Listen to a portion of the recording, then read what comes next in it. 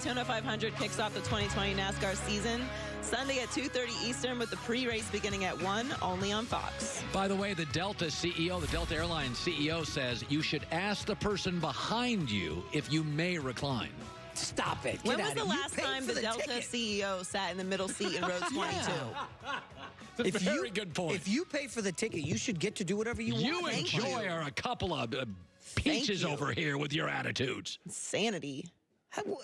You don't recline your seat? I'm flying tomorrow morning. I'm flying a beautiful Delta flight. I will recline an inch. Okay. It's not even a thought in my mind. Yeah. I paid for that space. Yeah. You guys are. And the person in front of me paid for that space. You're not wrong. It's just, Listen, I barely follow regular rules. So I'm not even considering you might as well be you are my wife.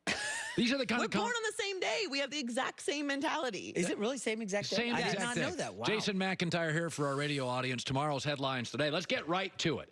All right, tomorrow's headlines today. What should Cincinnati do with their #1 NFL draft pick? I can't believe I heard you bashing Joe Burrow. I mean, unbelievable, Colin. The headline will be Bengals and Tigers and Burrow. Oh, my. Joe Burrow, lock it up, Colin. #1 to the Bengals.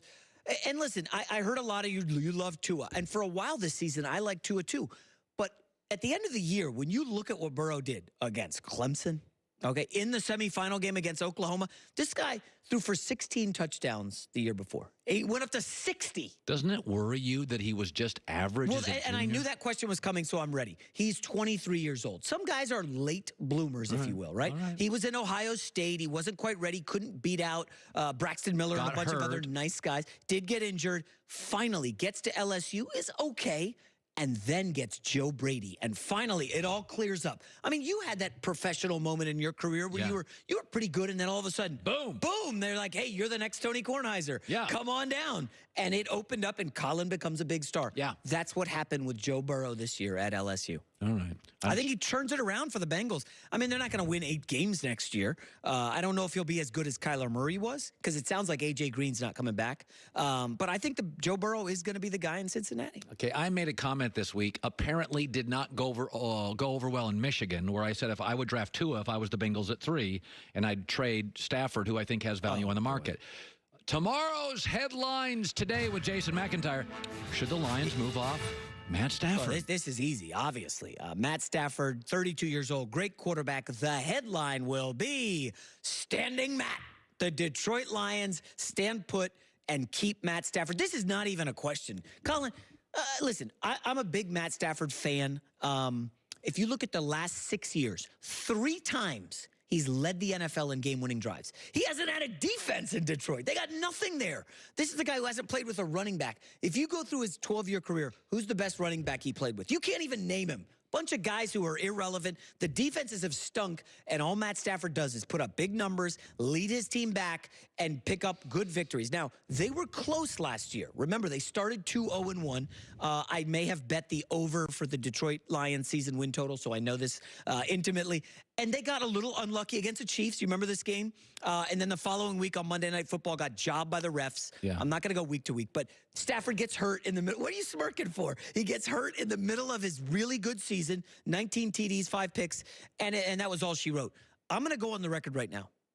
Matt Stafford will take the Lions to the playoffs next season in Detroit. Take it to the bank. I'm telling this team's close. Matt Patricia cannot bail on him. Take Tua. He's going to get fired if he does that. Colin, come on. Tomorrow's headlines today, NBA. Who will win the NBA Rookie of the Year? Ja Morant's in the lead, right? Right. A lot of basketball left. The headline will be Zion, top of the world. Zion Williamson, my guy. Come on. You know, I did some Undisputed this week with Rob Parker, Greg Jennings. And Parker's just like, he's not a star. Broussard, he's not a star. Why am I turning my TV on every night to watch him? I mean, listen. Isn't Zion, that the definition of a star? The Pelicans are coming here to play the Lakers at Staples. I have some friends who have season tickets. They're already fielding requests. Bring me to the Pelicans game. This guy's unbelievable. Back-to-back 30-point games. He's the 4th teenager in NBA history to do that. And he has a minutes restriction. Yeah, he's not even 100% healthy. And if you watched him last night against Steven Adams. He is in shape now. He's in shape, but he's not fully basketball ready. 10 games. He bullied Steven Adams in the post. No, and Steven Adams One of the toughest guys in the league. Yes. Like from a physical perspective. And look at the quickness from Zion. I can't take my eyes off him when he's on the court. And listen, Ja Morant has been fantastic. I think he's coming on my radio show tomorrow morning on Fox Sports Radio. Ja Morant is. So I'll ask him about it. A lot of people say Zion will have no chance because he hasn't played enough games. I'm telling you, if they get to the playoffs. He's going to get a lot and just of so votes. you know, they have the easiest remaining schedule, the Pelicans, in the NBA. The Memphis Grizzlies have the toughest remaining schedule. So things could line up. Now, Colin, Zion Williamson versus LeBron in the first round of the playoffs. I'm not complaining about it. That would be the greatest and thing for the Lonzo Ball and Brandon Ingram. Ooh, the revenge. Former Lakers. That would be, ideally, that's the best playoff series in the West. But maybe the best first-round series in a decade or so. Yeah. That would be incredible. Tomorrow's headlines today, who will represent the East in the NBA Finals? I'm sure some people will say this is knee-jerk after watching a great game last night.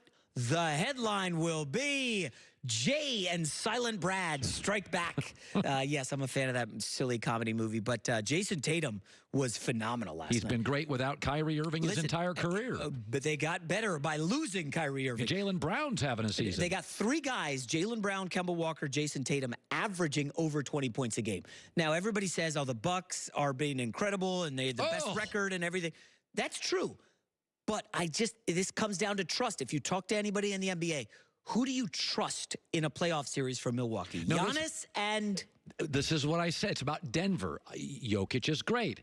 If Jamal Murray's not hitting, they got a bunch of guys, Barton and that average 12 a game. I'll tell you right now, I trust Gordon Hayward, who's maybe the third or fourth option on the Celtics, more than I do Chris Middleton. If you run back that Raptors series last year against the Bucks in the playoffs, Chris Middleton was invisible. 13 points per game. I think he shot 29% on threes.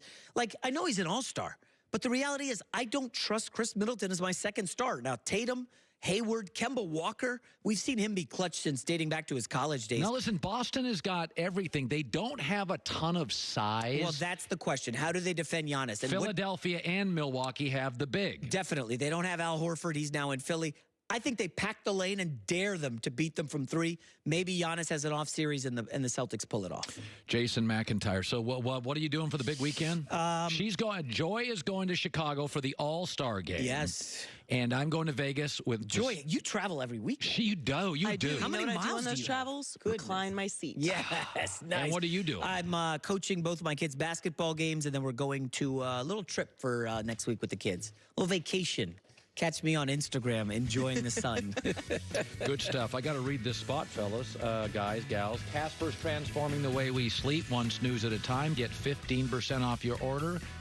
Get a Casper or Wave mattress today. Go to Casper.com. The code is PRES15, President's Day, PRES 15. Casper.com, PRES 15. Joy and I return for hour number 3 on the radio side in FS2.